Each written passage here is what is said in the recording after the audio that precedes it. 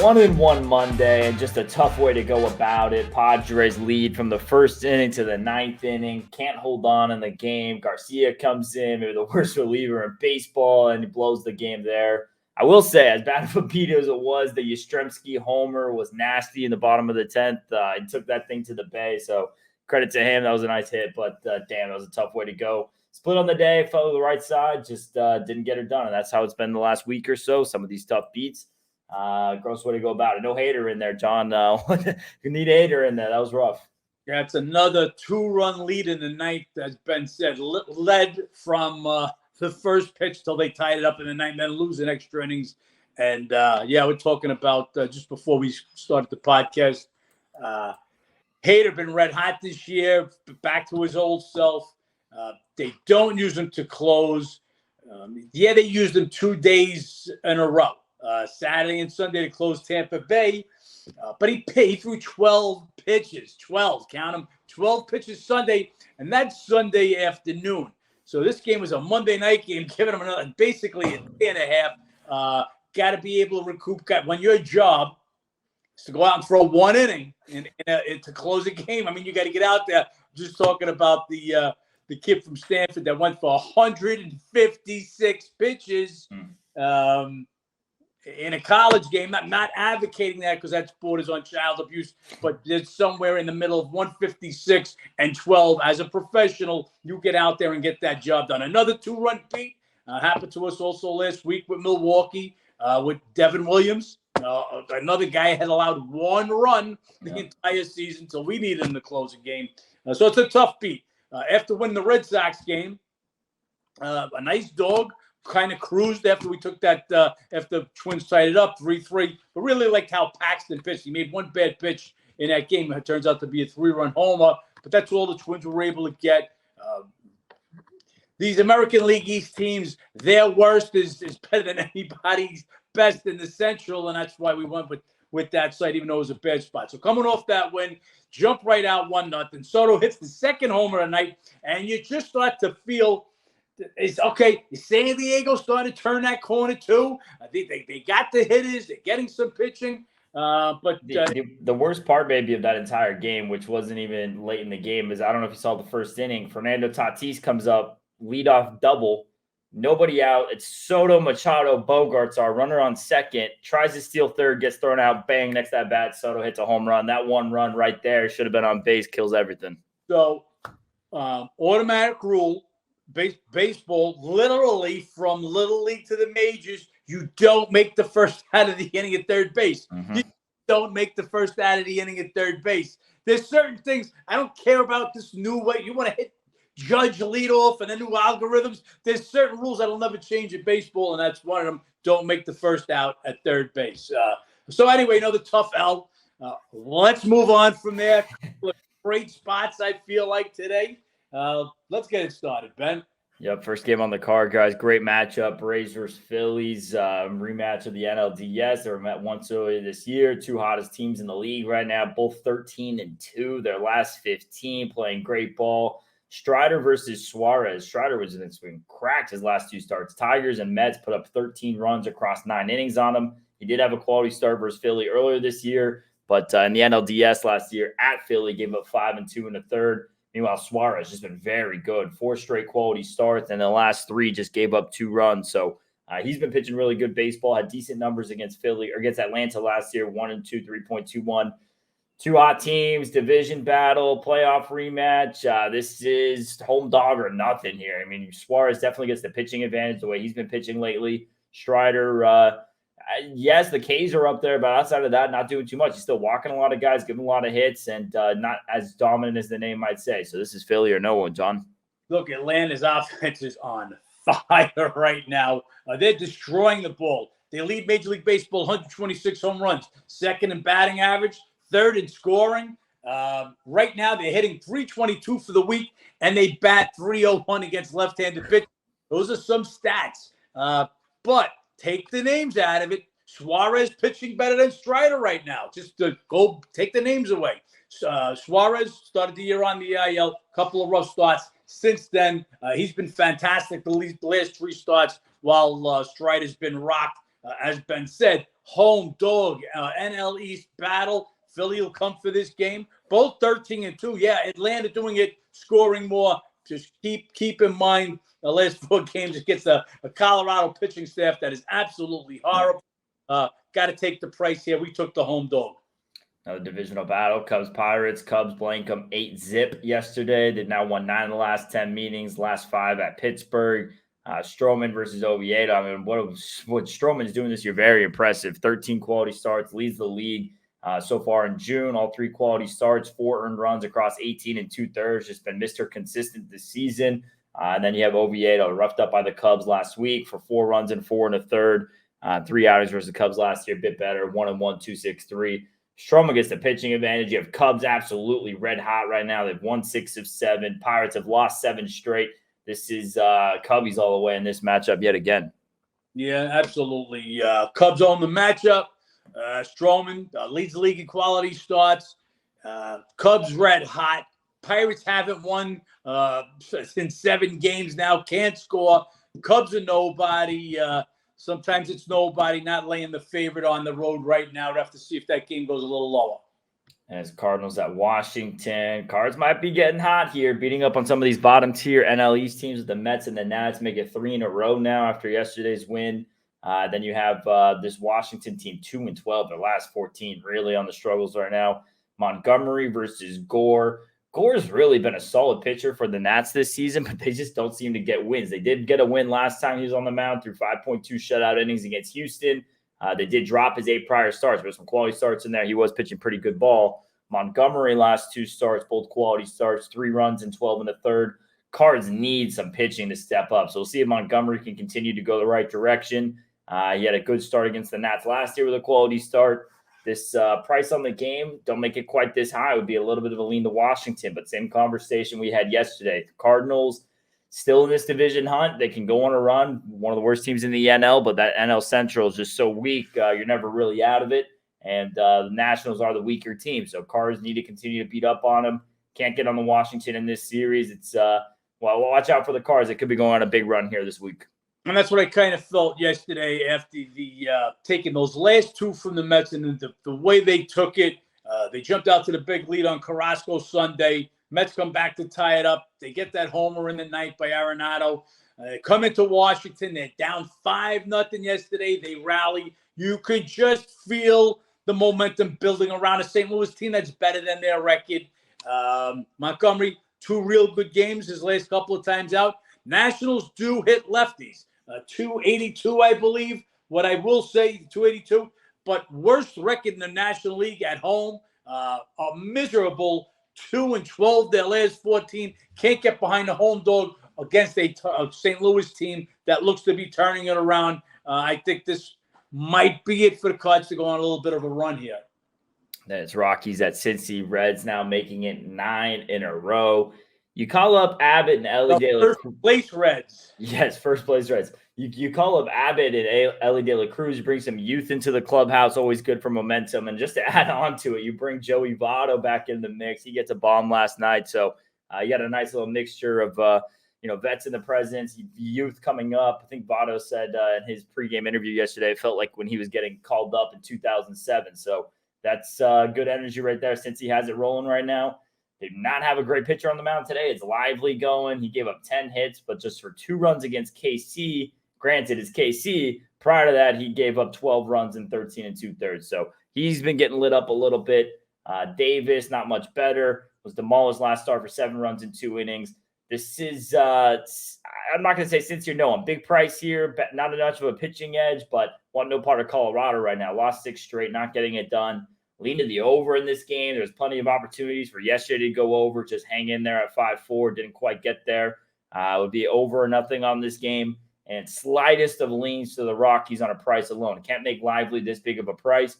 And I'm not going to jump in front of the red hot train right now. Yeah, no, do not jump in front of that train.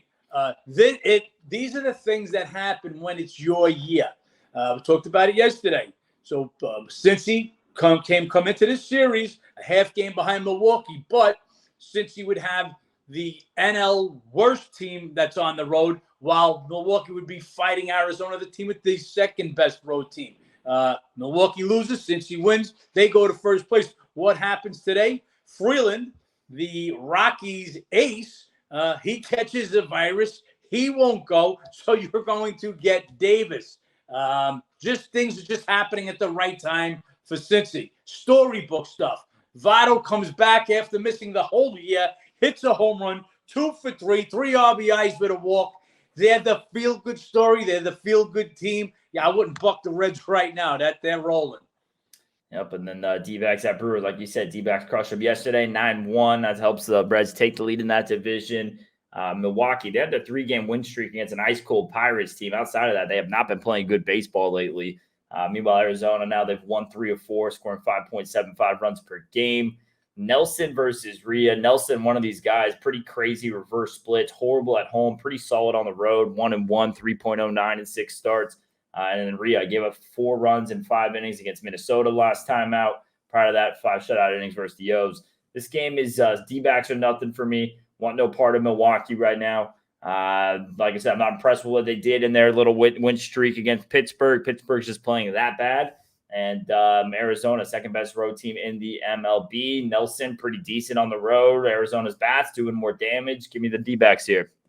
I'm going to agree with you, Ben. It's Milwaukee. They take a 3-game sweep over the Pirates, but of the last 10 games, those are the only 3 games they've won. 3-7 with the 3 wins at home against the Pirate team that they absolutely dominate. That's all they've done. Burns on the mound, their ace yesterday. That game was over in the first inning. Arizona came. They came ready to hit. They started hitting when they got off the plane. No big pitching edge here. Give me the team that's hot against the team that's ice cold. That's the Brewers, batting under 200 this week. Just can't get those bats going. Yeah, very similar to how we talk about, the AL East teams playing the AL Central. Similar here with these NL West teams playing with the Central. I mean, that's a very tough division comparatively. And speaking of, Padres at Giants, San Francisco, 8 straight now. What a win last night. Obviously a bad beat for us, but similar to Cincinnati, when things are going right, they're going right. You're down late, you force extras, you get the big walk-off bomb. Lugo versus Desclafani. I want no part of Lugo today, making his first start since May 16th. Didn't have a rehab start through three simulated innings. We'll see how he looks here. 2 of his 3 starts in May were quality starts, though. And Desclafani roughed up at St. Louis's last time out. He's been pitching pretty rough. He did have decent numbers against San Diego back in 2021. This is Giants or no one. I know the trends here. Padres own this matchup prior to last night. They had won 9 of 10 meetings, but San Francisco, 4 straight against division rivals now with the Dodgers and Padres here in the last 4 days. And 8 straight, much like Cincy rolling a red hot. You get a pitcher with coming off his first start in a month. This is red hot Giants or nothing for me. I would have to agree, Ben. The shops think otherwise. That game opened the pick. It's now San Diego sitting at minus 115. I want no part of Lugo, but I don't want any part of Desclafani either. After a red hot start to the year, he's been ugly. Another bad start last time out. 5 runs off 7 hits in 3 innings. He's 0-2, giving up 12 runs in his last 12 innings. So I want no part of San Fran. The game we needed was the game last night. San Diego lived from start to the end when they blew that game.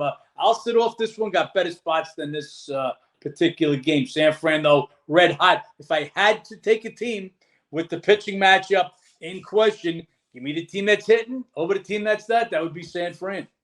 It's Orioles at Tampa Bay, another division battle like Philly and Atlanta, just 2 juggernauts going at it. Baltimore coming off a win at Chicago. They've lost 2 of 3 in the series.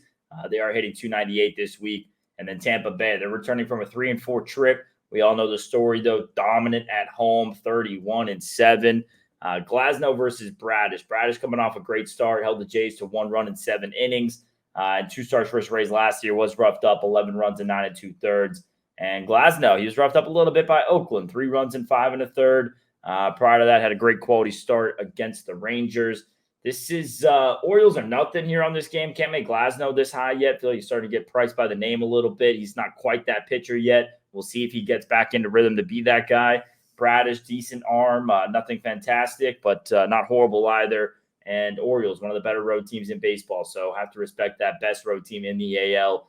Baltimore, nothing, just really tough to go against a 31-7 home team. Absolutely is, but the number is right for the dog here. Bradish, real good start his last time out. Gives only 1 run on 4 hits to the Blue Jays over 7 innings. While Glasnow, after looking good against Texas at home in Tampa Bay, he allowed only 1 run. It was a home run in 6 innings. Then goes to Oakland. I don't know if it's a little lapse, a little meltdown, but 4 walks in that game to an Oakland squad. He didn't get to finish the 6 innings yet. So maybe give Glasnow a little bit of an edge. And yeah, Tampa Bay great at home, but again, Orioles, AL best record on the road. Should be a tight one here, a well-pitched game. I'm expecting both sides, and I would have to take the price in this one. And it's Royals at Detroit, Kansas City now dropping 12 of 13. Our boy Lyles now 0 for 15 on the year, so keep going against it. That is now the longest streak in MLB history to start a season without getting a win. So very fascinating there for Lyles. Lynch versus Lorenzen. Lorenzen's been struggling. Last 2 starts, 12 runs, 4 homers across 12 and 2/3. Take it with a grain of salt against the 2 best teams in the NL, Atlanta and Arizona. Meanwhile, Lynch, he was roughed up his last time out. Give up 4 homers, 7 runs against Cincinnati. He had a quality start versus Baltimore beforehand. Can't back Kansas City. No way, no how. 12 of 13. Lorenzen really rough against those 2 top NL teams. Now he's going to face the worst team in baseball. Seems like a perfect get-right situation for him. We'll see if that's the case in this scenario. Lean a little bit to the over in this matchup, but would be Detroit or nothing here. I mean, Tigers playing good ball right now. They've won 4 or 5. They're still in the hunt in that division just because it's a crapshoot of a division. Whoever's going to pull it out. So this is Detroit or nothing. You got to beat up on KC. Detroit or nobody. KC's on auto fade right now. I mean, outside of Greinke at home, there's not a pitcher that I would want my money on, and this falls into that category. The only thing that's stopping me, laying $1.40 is the last 2 starts by Lorenzen. If they were any kind of decent, I would be inclined to lay the price. But no way do I want KC going. Tigers are no one. Then Mariners at Yankees, maybe the pitching matchup of the day, Kirby versus Cole. Kirby coming off a nice quality start against a red-hot Miami team. Faced Yankees back in May, held them to 3 hits, 8 shutout innings. And that was a Yankees team that put up 10 runs back-to-back nights against Seattle, the 2 prior games. Garrett Cole, he's had 3 straight quality starts, 2 starts for Seattle last year, 6 runs in 13 innings. Yankees just not playing good ball right now. They've lost 4 straight. They're not scoring. Seattle, they won 4 of 6 on the homestand, but they're hitting just 205 this week. This is slight lean here to the Yankees, maybe a little get-right spot, but I don't want any part of them right now the way they're going. This is a lean to the under in this game with this pitching matchup. Neither team scoring runs right now. Would be an under or nothing. Slight lean here to the Yankees. Not want to get involved here, though. This is just a totally different team, the Yankees, without Judge in the lineup. And for you guys that had to beat the Bookie members, if you go to my ratings page, you'll see with Judge out, my difference is about 10 games. And what that means is the Judge is costing them 10 wins out of a 162-game season, which is astronomical. But I'm telling you, he's worked every bit of it. This is the second time back on the IL. Same thing the first time on the IL. The team was batting under 200. This team has no pop. Without him in the lineup, it seems everybody else forgets how to hit. This is the biggest move of the day. The overnight on this game was Cole minus 140. The game is now down to, let's say, 108 at Circa and 111 at Sports 411. Biggest move of the day is all over Seattle. Nobody has faith in the Yankees without Judge in a lineup. I don't make it that low. I wasn't as high as the opener, but not enough to grab it. But it's gone really low. Cole has never been this low a favorite at home. Tough not to like Cole in this spot, even though the Yankees are horrible. I'll just stay off this one. Don't want to buck the shops in this game. Yeah, after Aaron Judge, Cole, the second biggest contract on the team. He's the guy that has to be the losing streak stopper. We'll see if that's the case there for the Yankees. Oakland going on to Cleveland. Medina going to be likely the follower for Waldechuk. We'll see if that's the case. Waldechuk going to be the opener for Cleveland and Savall. He's had now 3 starts in return from the IL. Last one gave up 2 runs off 2 homers and 3 2/3 against the Padres. Guardians, they were playing decent right now. They're coming off a big win at Arizona. They did only go 2-4 on the trip, but their last homestand was pretty efficient. Meanwhile, Oakland, since the big win streak, now just dropped 5 straight. They're not scoring. They're not hitting. This as a series, it's Guardians or nothing. This price is ridiculous for Cleveland. I don't make it this high, no way. But much like we said with St. Louis needing to go into Washington and take care of business, Cleveland has to take care of business here. If you're in this AL Central, not many teams beneath you. So when you play them, absolutely have to take care of business. Yeah, no, they got an opportunity right now. They trail the Twins by only 2 games, and they get the A's. Well, the Twins got to fight the Red Sox for the next couple of days.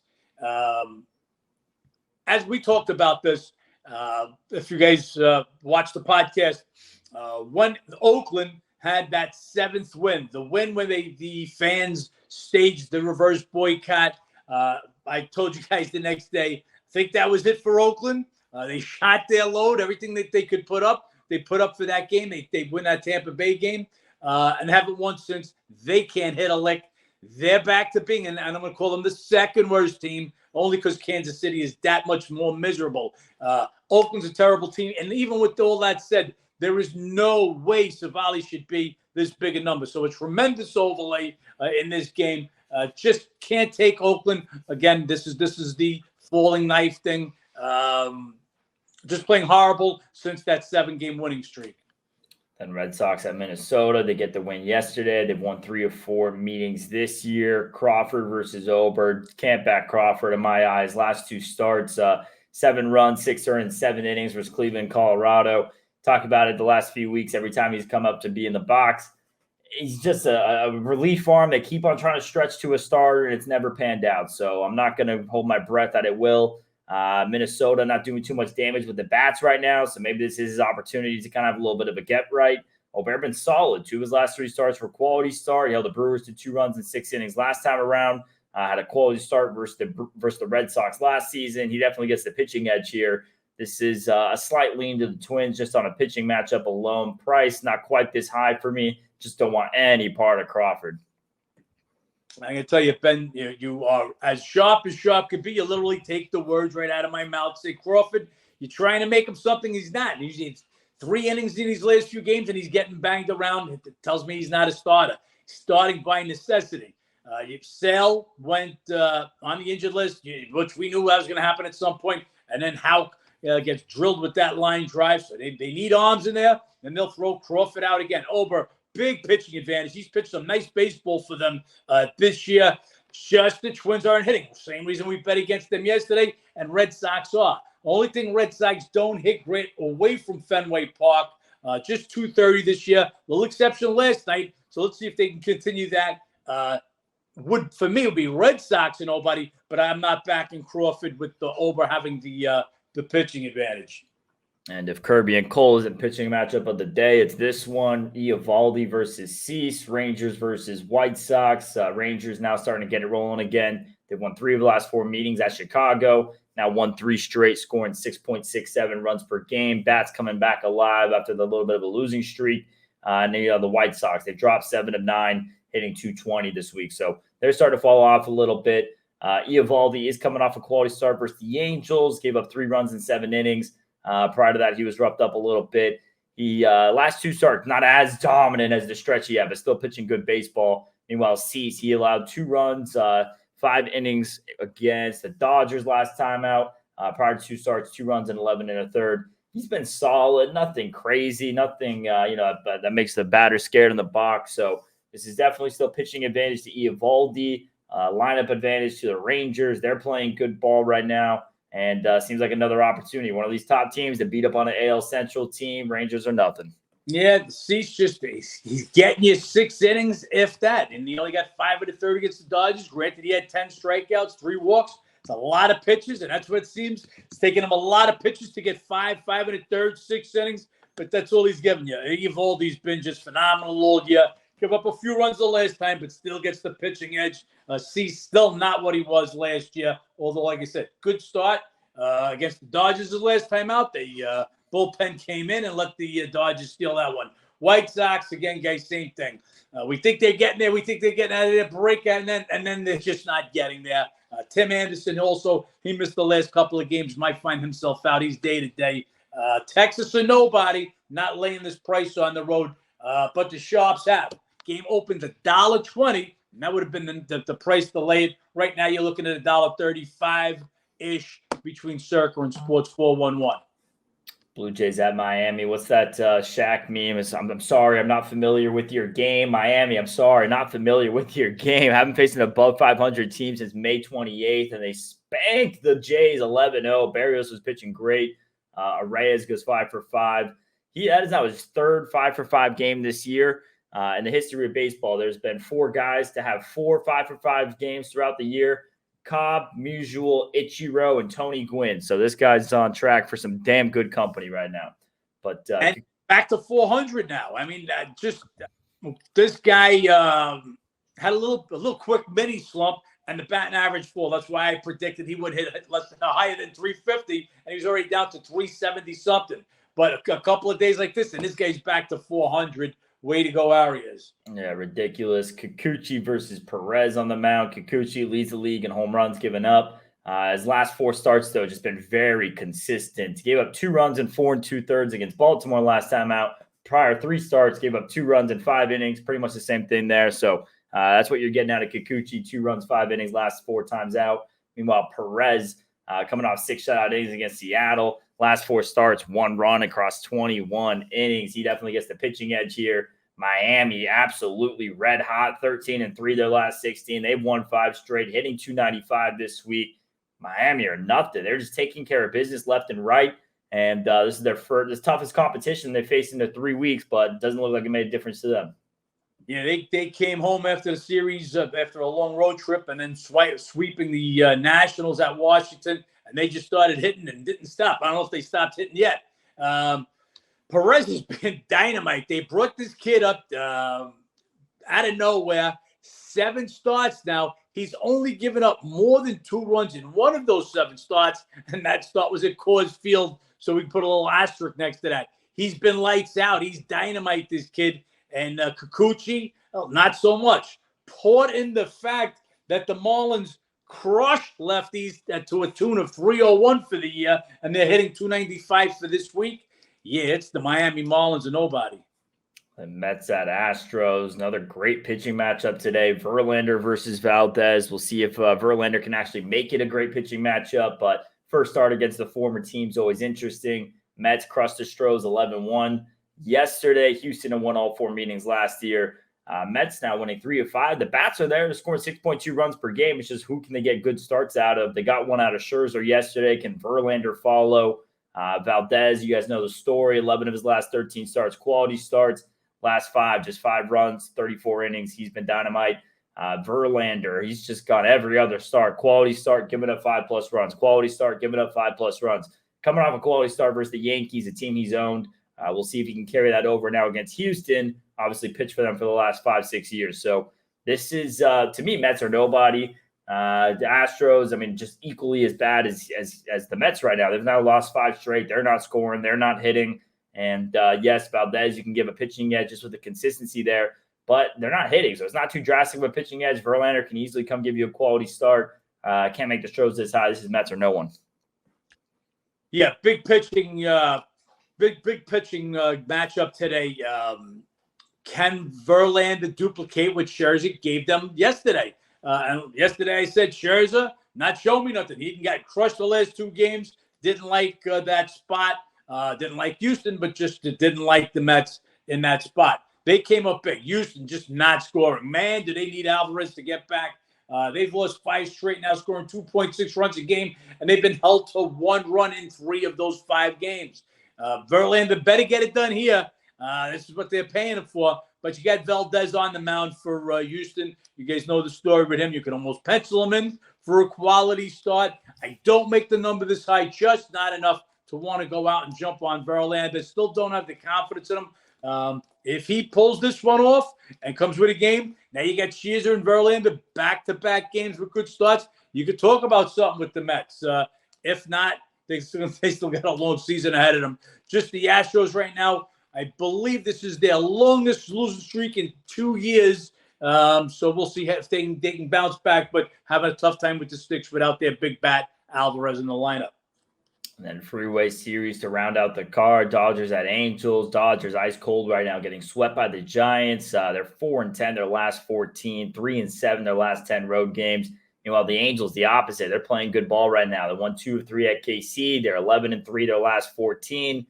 Dodgers, they did dominate this matchup last season. They won all 4, combined 22-3. Granted, though, just a different Dodgers team.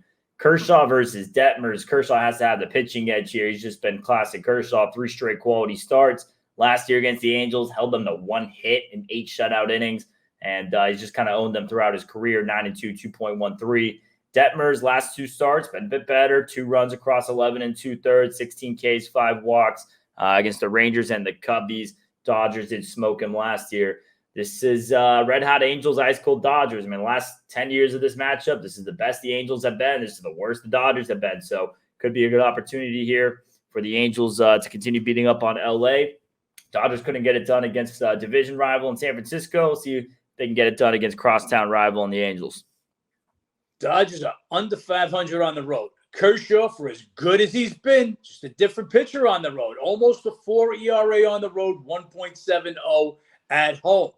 Dodgers ice cold, Angels red hot, and I'm not going to say Dodgers own them. They destroyed them last year, but the prior year, 21, they split 6 meetings. So I think Angels come into this game and use that beatdown last year. It was a combined 22-3 as a little bit of motivation instead of sleepwalking in the series. Gotta like the home dog Angels in this spot, even though Kershaw has owned the Angels, been pitching real good. Detmers a little better the last couple of starts. Dodgers just not getting it done. It's certainly not getting it done on the road. I've got them 3-7 in their last 10 road games, and as I said, they're 17-19, under 500 on the road for the year. I'll take the home dog. This is a different Angels team, Ben. It's a different Angels team. We'll see if they can continue going at this rate. They need to if they want to hold on to Ohtani this offseason. Otherwise, that guy's going to be out of there because he wants to play winning ball. He's on fire right now, Ohtani. Yeah, what's he leading the Angels in every statistical category except for saves, I think it is. Just insane. His just numbers are insane.